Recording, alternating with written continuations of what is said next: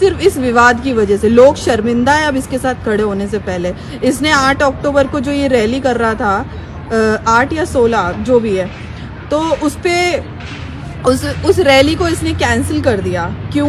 क्योंकि इसको औकात पता चल गई इसकी रैली में कोई नहीं आएगा।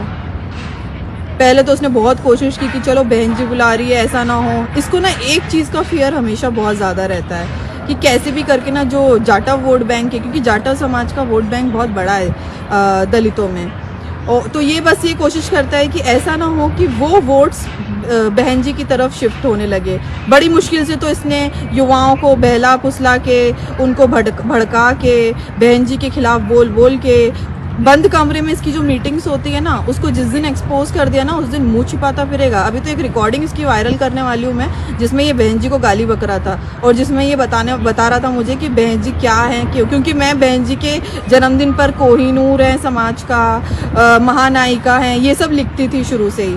तो उस चीज़ के चक्कर में इसने मेरे को ऐसी गंदी चीज़ें बताना शुरू करी कि जो मैं अब लाइव में बोल भी नहीं सकती हूँ, कि तुम जिस महिला का तुम समर्थन कर रही हो, उस महिला ने ये किया है, वो किया है, तुम्हें उनके बारे में नहीं लिखना चाहिए, अच्छा तुम्हें उनका विरोध करना चाहिए। लेकिन मैं हमेशा उनको एक आइडियल के रूप में मानती रही।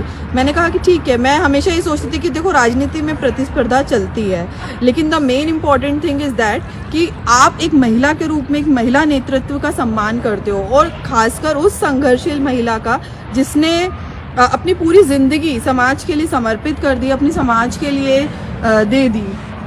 ऐसी महिला का सपोर्ट हम लोग सभी करते हैं।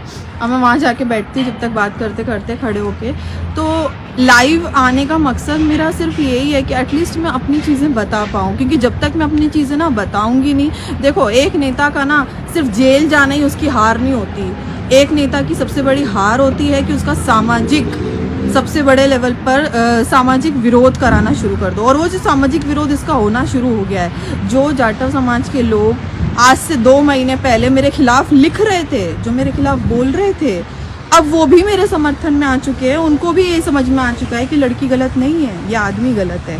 और ये सारी चीज़ें मैंने अपनी एविडेंस, अपनी चीज़ें दिखा के और 50% का जो ये बहुत बड़ा और इसका है ना, ये जिसके दम पे फूल रहा है, मैं तो कहती हूँ कि चलो ठीक है, इसको बीजेपी ने खरीद भी लिया। इसकी कीमत ही नहीं होगी जब दलितों के वोट ही नहीं काट पाएगा, इसका वोट बैंक ही खत्म हो जाएगा, तो वो भी इसको खरीद के क्या कर लेंगे।